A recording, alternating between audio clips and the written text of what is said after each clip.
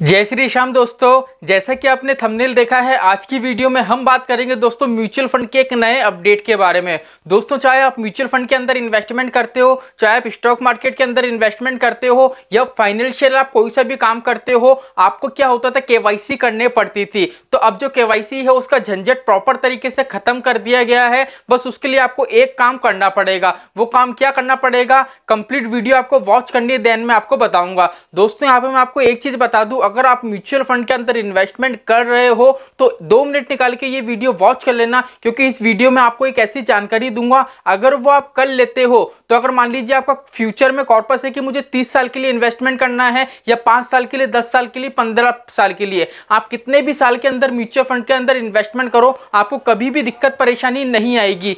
आपको क्या करना है, सिंपली कुछ भी नहीं करना, जो मैं वीडियो में बताऊंगा बस आपको वही चीज करनी है। तो चलिए शुरू करते हैं आज की हमारी वीडियो को। तो दोस्तों, वीडियो शुरू हो उससे पहले मैं विकास स्वागत करता हूं आपका ग्रो बिजनेस फाइनेंस हब में। दोस्तों, आपने अभी तक चैनल को सब्सक्राइब नहीं करा हो तो चैनल को सब्सक्राइब कर लीजिए, क्योंकि म्यूचुअल फंड से रिलेटेड हर वीडियो आपको इस चैनल पर मिलती रहती है। तो चलिए शुरू करते हैं आज की हमारी वीडियो को। तो पहले तो दोस्तों यहाँ पे मैं आपको एक चीज बता दूं, ये जो नियम है सेबी ने नहीं निकाला है। सेबी ने इसलिए नहीं निकाला है क्योंकि ये सिर्फ म्यूचुअल फंड के लिए लागू नहीं है, ये सभी सेक्टर के लिए लागू है। दोस्तों, क्या होता था, जैसे मान लीजिए अगर आपको म्यूचुअल फंड के अंदर इन्वेस्टमेंट करना हो, या मान लीजिए आपको बैंक अकाउंट खुलवाना हो, या आपको स्टॉक मार्केट में इन्वेस्टमेंट करना हो। जैसे मान लीजिए अगर आप म्यूचुअल फंड के अंदर इन्वेस्टमेंट करने की सोच रहे हो, ठीक है, तो म्यूचुअल फंड में इन्वेस्टमेंट करने के लिए आपको किस चीज की रिक्वायरमेंट पड़ेगी, डीमेट अकाउंट की।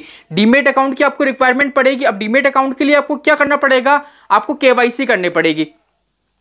यहां तक तो क्लियर है, हमको केवाईसी करनी पड़ेगी। लेकिन क्या होता था दोस्तों, अभी मैंने कुछ टाइम पहले ही वीडियो बनाया था कि क्या होता है, म्यूचुअल फंड में इन्वेस्टर ने केवाईसी कर रखी है, ठीक है, उसके बाद भी उसको क्या हो रहा है, डैशबोर्ड में ऊपर की तरफ शो हो रहा है कि आपकी केवाईसी इनकम्प्लीट है, आपको ये डॉक्यूमेंट सबमिट कराना पड़ेगा। जब वो म्यूचुअल फंड से विड्रॉ लेते हैं, ठीक है, तो उस टाइम क्या होता है, वो बोलते हैं पैसा बैंक अकाउंट में नहीं आ सकता क्योंकि आपकी केवाईसी कंप्लीट नहीं है, ठीक है। तो इन्वेस्टर ये सोचते हैं, मैंने तो उस टाइम केवाईसी कराई थी लेकिन मेरी केवाईसी इनकम्प्लीट क्यों है। तो दोस्तों, क्या हुआ, अभी रेगुलर बेस में आ रहा था कि केवाईसी, अगर इन्वेस्टर ने केवाईसी कर रखी है तो भी उसको रेगुलर बेस पे केवाईसी करने पड़ेगी। अब इसी को लेके क्या करा है दोस्तों, एक बढ़िया सा नियम आ गया है कि जो ये केवाईसी है अब ये किस में कन्वर्ट हो जाएगी। अब आपकी जो केवाईसी है वो कन्वर्ट हो जाएगी यूनिफॉर्म केवाईसी। अगर आप इंग्लिश में देखें तो उसको सी केवाईसी बोल सकते हो। अब बात ये आती है कि सर इस सी केवाईसी क्या है। देखो, पहले इसको समझो। सी केवाईसी का मतलब ये है, देखो क्या होता है,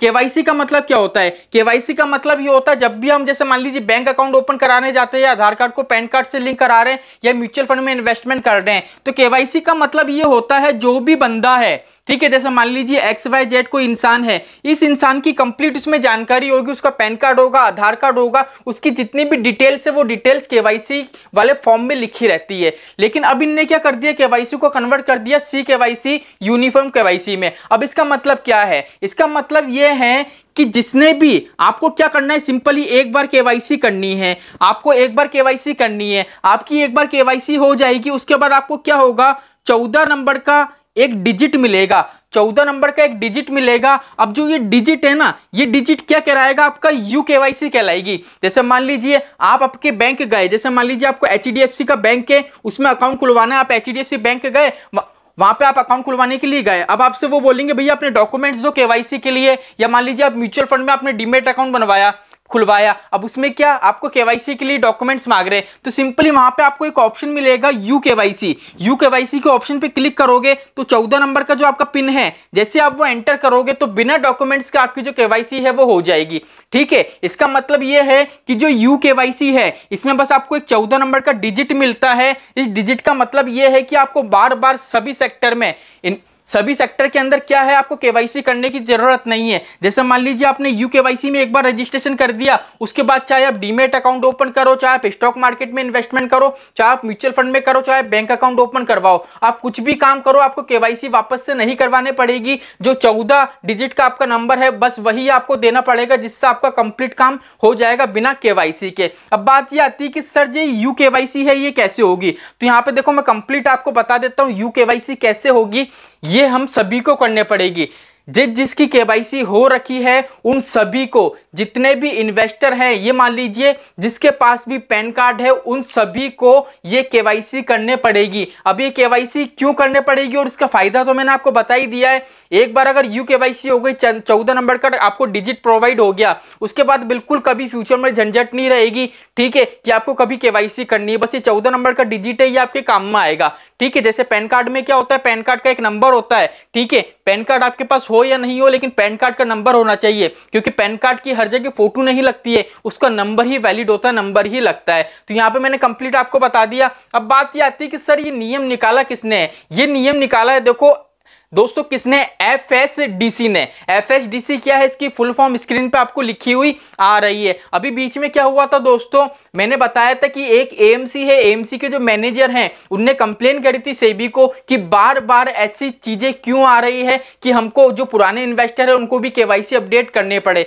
तो उसी को लेके क्या करा है दोस्तों, फाइनेंशियल सेक्टर है, इन्हें बैठ के बात करी है और प्रॉपर तरीके से एक नियम निकाला है केवाईसी को यू केवाईसी कन्वर्ट करने का। अब बात ये आती है कि सर ये यू केवाईसी है, ये कैसे होगी? देखो, इसके लिए मैं आपको सीधी सी बात बता दूं, स्क्रीन के नीचे आपको एक वेबसाइट दिख रही होगी, ठीक है। पहली चीज तो यू केवाईसी के लिए डॉक्यूमेंट्स क्या क्या लगेंगे, अच्छे से सुन लो। आपकी 2 फोटो लगेंगी, 2 फोटो लगेंगी, आधार कार्ड की कॉपी लगेगी, पैन कार्ड की कॉपी लगेगी, ठीक है, और एक लगेगा आपका बैंक स्टेटमेंट। बैंक स्टेटमेंट अभी के लिए इनने नहीं लिखा हुआ है कि बैंक स्टेटमेंट आपको देना पड़ेगा, लेकिन मैं आपको बता रहा हूं क्योंकि जब हमारी पर्सनल डिटेल जाएगी तो बैंकिंग की डिटेल भी इसमें ऐड होनी चाहिए, इसलिए मैं आपको बैंक की डिटेल बता रहा हूं। अदर्सवाइज अभी 3 ही डॉक्यूमेंट्स बताए इनने, 2 तो आपकी फोटो लगेगी, एक पैन कार्ड लगेगा, एक आधार कार्ड लगेगा, ये लगेगा, ठीक है। अगर आपको और भी देखने की इसके अलावा और कौन से डॉक्यूमेंट्स लग सकते हैं तो सिंपली आपको गूगल पे करना है सी केवाईसी। जैसे आप सर्च करोगे तो टॉप में एक वेबसाइट आएगी, वहां पे आपको डॉक्यूमेंट्स मिल जाएंगे कि किस किस डॉक्यूमेंट से आप केवाईसी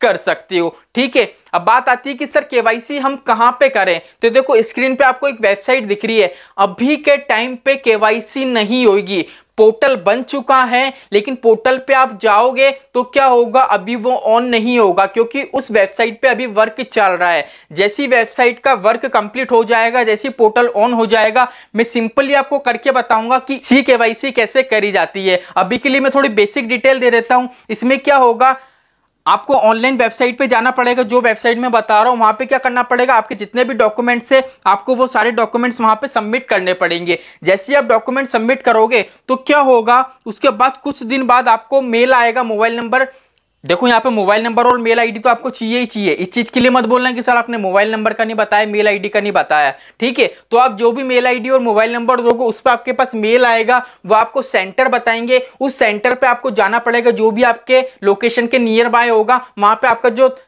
जो फिंगरप्रिंट है वो लिया जाएगा। फिंगरप्रिंट जैसे आपका वेरीफाई हो जाएगा, उसके बाद क्या होगा, आपके मोबाइल नंबर पे एक मैसेज आएगा, उसमें 14 नंबर का एक डिजिट होगा। जो 14 नंबर का डिजिट होगा वही आपका सी केवाईसी होगा।